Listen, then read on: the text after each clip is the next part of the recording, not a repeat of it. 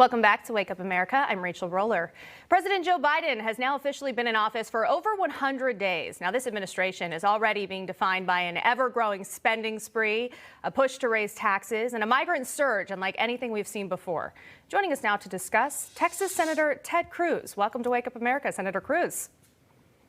Rachel, good morning. Good to be with you. Nice to have you. Now, we'll get to the speech in a minute, but first, I want to ask you about your new op-ed in the Wall Street Journal. You talk about titling it, "Your Woke Money is No Good Here," saying corporations have taken advantage of Republicans for too long, and you're declaring that you're no longer going to accept their PAC dollars. Can you elaborate? Well, that's exactly right. We have seen the rise of the woke corporations. We've seen big business CEOs who've decided to throw their lot in with the radical left and to become the woke enforcers of the Democrats. We're seeing these big company CEOs blasting the Georgia voter integrity law, blasting the Texas voter integrity law. And in most cases, they haven't even read the law. They don't know what's in it, but they've decided that giving in to the angry left-wing mob is the path they're going to take. I think most egregiously was Major League Baseball yanking the All-Star game out of Atlanta and moving it to Denver. Now, ironically, Atlanta is a 51% African-American city. They pulled it out of there and moved it to Denver, which is only 9% African-Americans. So that's how much they care about racial justice, that they're going to impose a $100 million hit on the small businesses and the workers in Atlanta to demonstrate their wokeness. And so what I wrote in the op-ed yesterday is I said enough is enough, that if you're going to decide that you are nothing but an economic weapon to attack the people, to attack the principles of the Constitution and of liberty, that I want nothing to do with you. And so I announced as of yesterday that I will accept no money from any corporate PAC. Going forward, not a penny. You know, the last 9 years in the Senate, corporate PACs have contributed to my campaigns, total of about $2.6 million. And I've said, no more, not another cent. If you're opposed to the people of this country, I don't want your money and I don't want your support. It's a bold move. Now, speaking of funding someone who does want your money, President Biden continuing to roll out a bevy of spending bills. Now, that total is roughly $6 trillion right now. We're taking a look at just breaking down where all that money is essentially. What do you think as far as what will this do driving the economy down and the national debt up? In the president's address, he said we can afford it. Can we? We can't remotely. I mean, the president's address was, I can sum it up in 3 words: boring but radical. The tones were deliberately boring. They were, the entire first 100 days has been, I think Joe Biden has made a political decision to not make any noise, to not drive any headlines, just to be as boring as possible.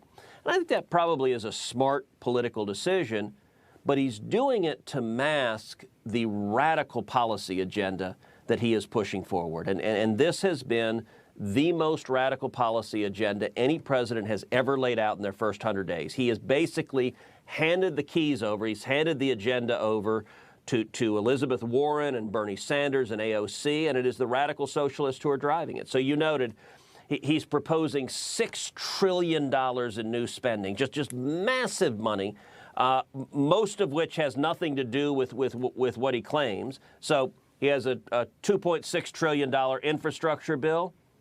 Only 5% of that bill is roads and bridges. 95% of it is other spending priorities from the far left. And you know, I've joked with all this spending, I hope, please, nobody tell the Democrats what comes after $1 trillion, because they're just, they're out of control.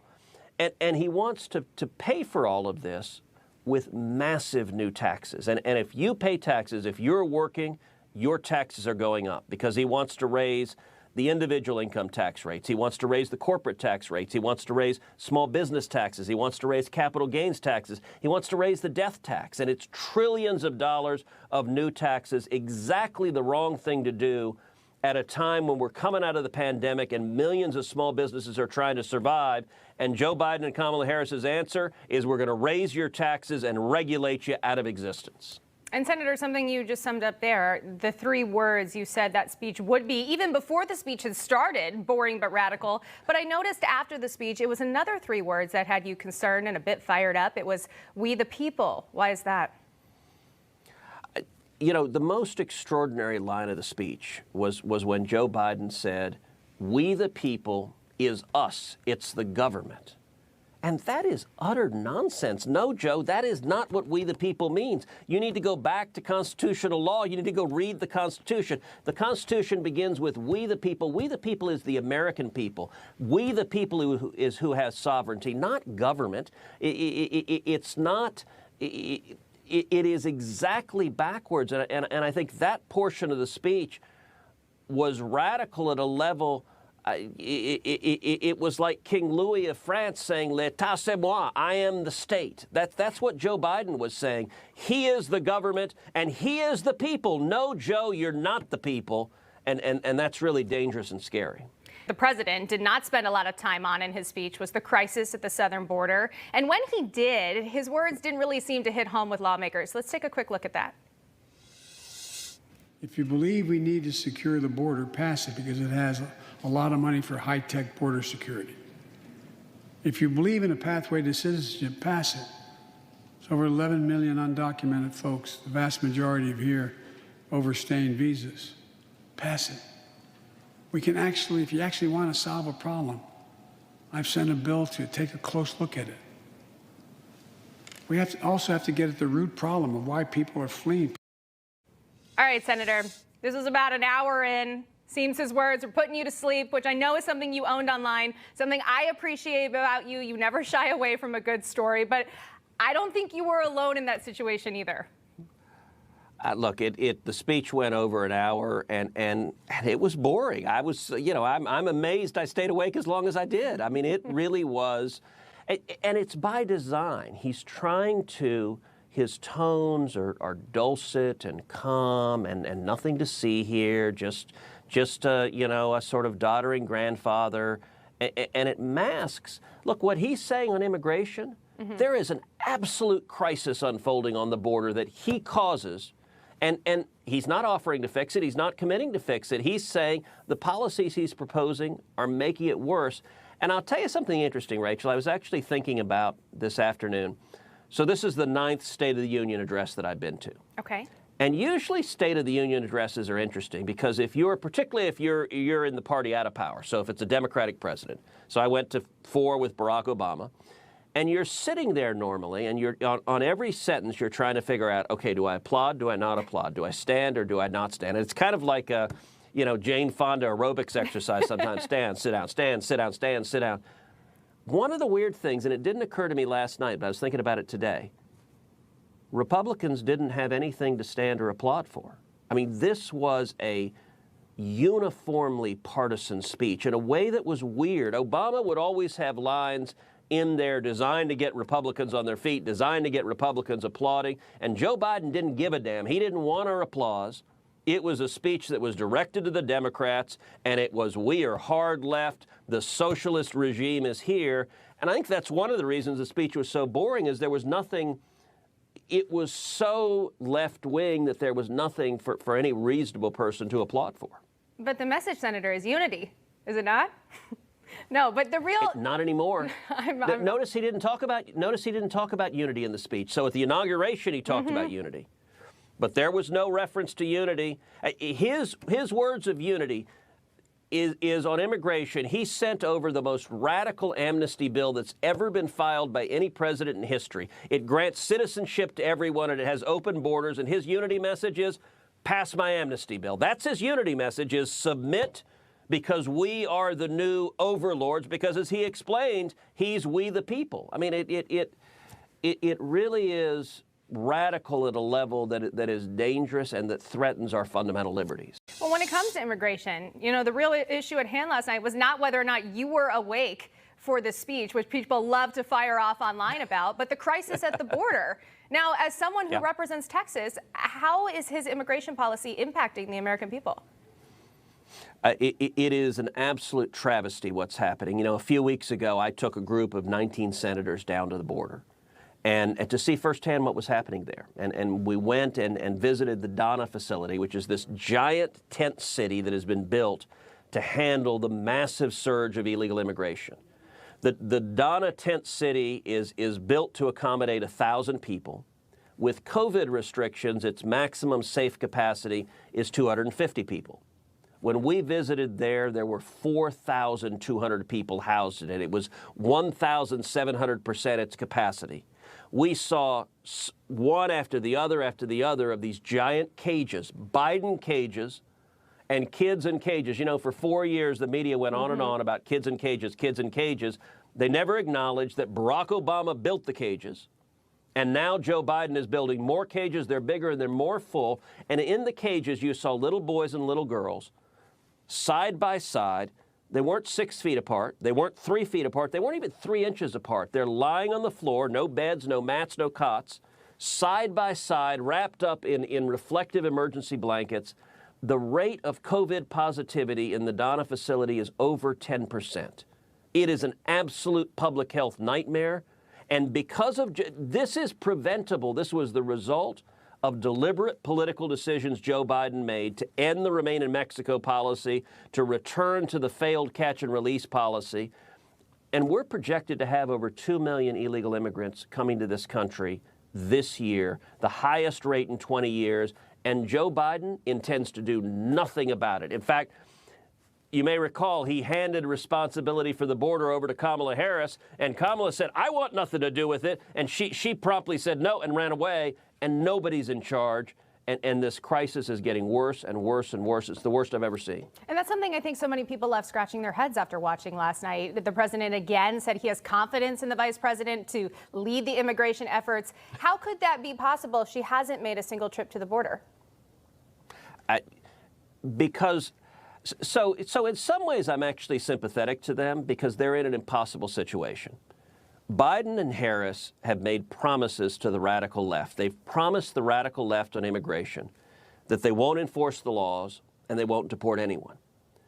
If they're going to stick to those promises, there's no way to solve this problem. It is impossible to solve if you refuse to enforce the law and you refuse to deport people who come here illegally. And so given that, I think they know it's impossible to solve. And so their strategy instead is to cover it up. It's just to hide it. Because if they can't fix it, they have to pretend it doesn't matter. The reason Biden hasn't been to the border, the reason Kamala hasn't been to the border, is if they came, a bunch of reporters would come and they'd cover the news, and they don't want the news covered. You know, when I brought 19 senators to the border, I asked for the press to come with us. And the Biden administration had blocked all the press from seeing what was happening. And they did so with us as well. And so I and several other senators, we pulled out our cell phone and we took pictures and videos of the horrific conditions. And you may recall Joe Biden sent a political minder down from Washington to try to stop us, who jumped in front of my phone, tried to block the footage. Right. And she was sent to try to cover it up. That's their only strategy. And so the reason Biden didn't talk about it at his speech this week is he doesn't want the American people to know. And when he says Kamala's in charge, she's not going to do anything about it because her strategy, like his, is cover it up and hope nobody notices. And we were just showing some of that video and pictures that you took while at the border. Now, switching off of immigration for a moment, another point of focus in Washington is packing the Supreme Court, something President Biden said he would not do when campaigning. You're clearly very well versed in this topic, writing a book titled One Vote Away, How a Single Supreme Court Seat Can Change History. As we know, House Democrats continue to push to expand the Supreme Court size from 9 to 13. How crucial is this to you to protect? It is absolutely fundamental. And one of the great disappointments of Joe Biden's speech is he didn't say a word about it. He didn't say a word about the radical Democratic plans to pack the Supreme Court, to increase it from 9 justices to 13 justices, to immediately put 4 left-wing justices on the court. And this is something that has never happened in modern history. You know, as you know, FDR, when he was president, he wanted to pack the court. He tried to pack the court. And his own party, the Democratic Party, said no, this would destroy the independence of the judiciary. This would destroy the rule of law. And his own party said no. The difference is today's Democrats are a lot more radical than the FDR Democrats. And you mentioned the book that I wrote a couple of months ago, One Vote Away. What that book does Each chapter focuses on a different constitutional right. So there's a chapter on free speech. There's a chapter on religious liberty. There's a chapter on the Second Amendment. And it's not an academic book. It is telling war stories. So before I was in the Senate, my job, I was a Supreme Court litigator. I argued cases before the U.S. Supreme Court. And so what I do in the book is I take the readers behind the curtain, inside, to understand really what's going on at the court. And I tell the stories of litigating some of the biggest landmark cases before the court. And Rachel, the amazing thing, and this is true in chapter after chapter, and when people read it, I think they learn a lot and they have fun, but it also blows them away that virtually all of our fundamental rights, the big landmark decisions upholding those rights, are 5-4. We're one vote away from those rights being taken away. And the reason that Joe Biden wants to pack the court is he wants to stick 4 left-wing justices on the court to take away your free speech rights and my free speech rights. He wants to take away our religious liberty rights. He wants to take away the right to keep and bear arms, effectively erase it from the Bill of Rights. And I think that is profoundly dangerous. It's the single greatest threat we have to our liberties. It's why I wrote the book, and actually I would encourage your viewers, go to Amazon or wherever you get books, One Vote Away. It was the #1 bestseller in the country on Amazon. And it helps you understand really what the stakes are, that if you want your kids and your grandkids to have the same freedom that you've been blessed to have, we got to stand up and prevent this. And I think something people lose sight of. They're so caught up in the moment and not thinking about those future generations and the liberties we take for granted every day. Lastly, Senator Cruz, I know it's early, but many are wondering if you've given any thought about another presidential run in 2024. We know you've gone back and forth with former President Trump, and the question is, would you run against him if he did decide to run? You know, that is a decision far in the future. He has not announced a campaign, and what I can tell you is I'm committed to fighting for the principles that I believe deeply in. Fighting for the principles of free enterprise, fighting for the principles of individual liberty, fighting for the principles of the Constitution and Bill of Rights. And when President Trump was president, I worked hand in hand with him every day and every week, and together we won big, big victories, together incredible victories. We saw economic prosperity, we saw the border secured, we saw the military rebuilt, and we saw an incredible legacy of principled constitutionalists put on the bench, on the Supreme Court and the courts of appeals. I was proud to work hand in hand with President Trump to win those victories, and I'm committed to keeping working night and day to keep moving those victories forward. A cliffhanger like a true politician. Senator Ted Cruz, we truly appreciate your time. Thank you so much for joining us. Hey, I'm Rob Finnerty. Thanks for watching. If you enjoyed this video, please join the conversation in the comments below. Don't forget to subscribe, too. Hit the bell icon to be alerted to breaking news. And remember, there's a whole lot more on Newsmax TV, America's fastest growing cable news network. Newsmax TV, where real news for real people.